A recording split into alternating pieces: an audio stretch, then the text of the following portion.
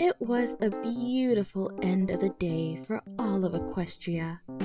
All the ponies, big and small, prepared to begin heading home to relax until the night was upon them.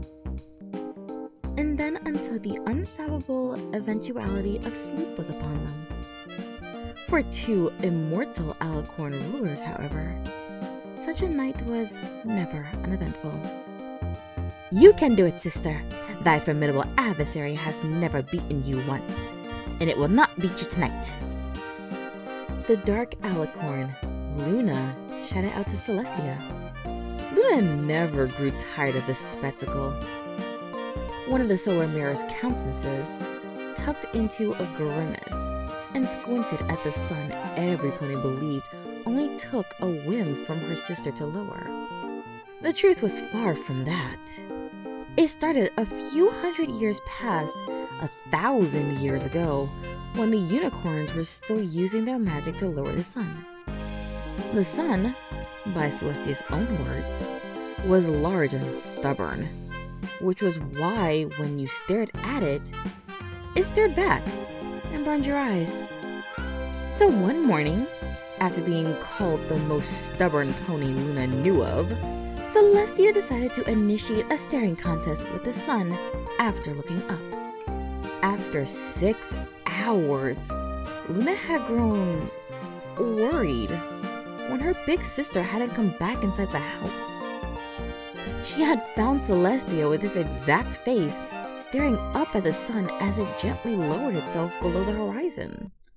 It was thence that Celestia had gained her cutie mark, a joyous occasion that they had celebrated all night until they had fallen asleep exhausted, until they found out the sun would automatically rise each day.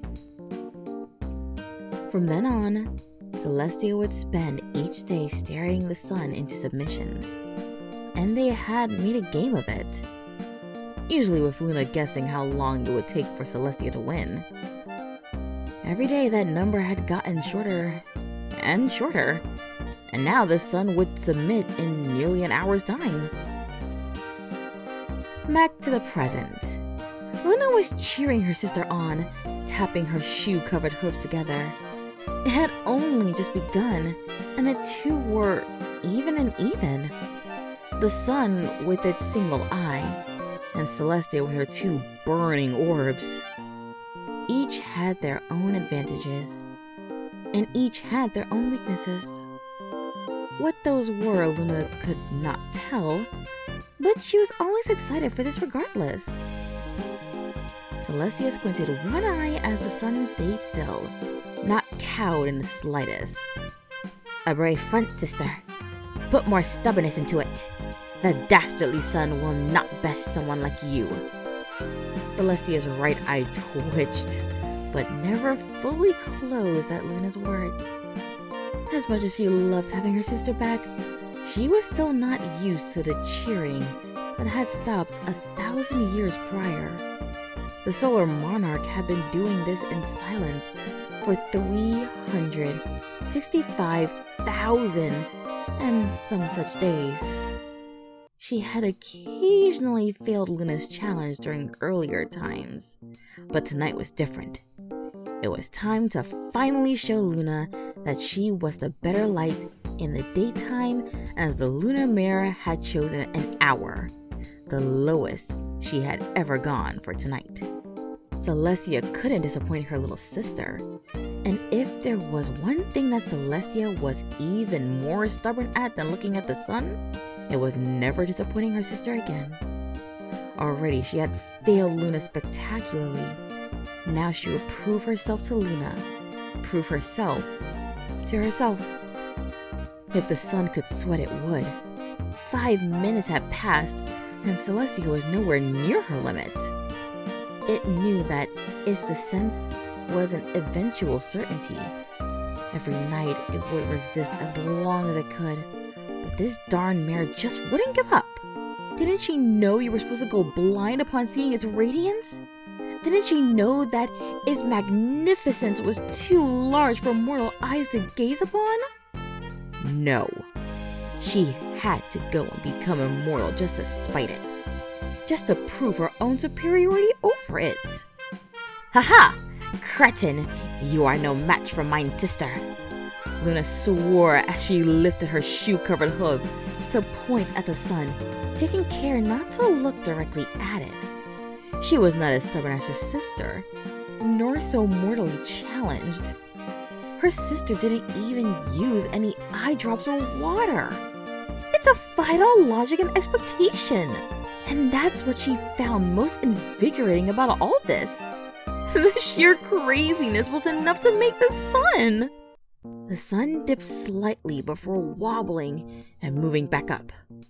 It was so imperceptible that only the two immortal monarchs of night and day noticed it. A smirk found itself upon Celestia's face.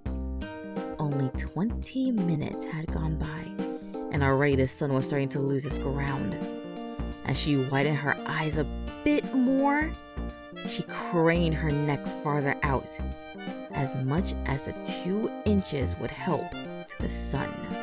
Luna had gone utterly quiet as the tension between stellar object and mirror could be cut with a knife. Celestia was forced to relax her eyes as the sun brought forth a burst of willpower from somewhere, keeping it stabilized in place.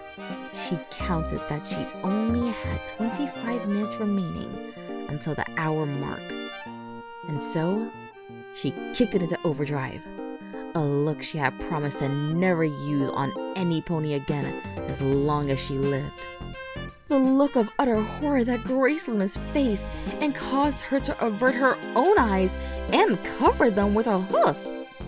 If a maid had happened to walk by, they would have fainted on the spot, for Celestia was giving the sun a deep stare of disappointment.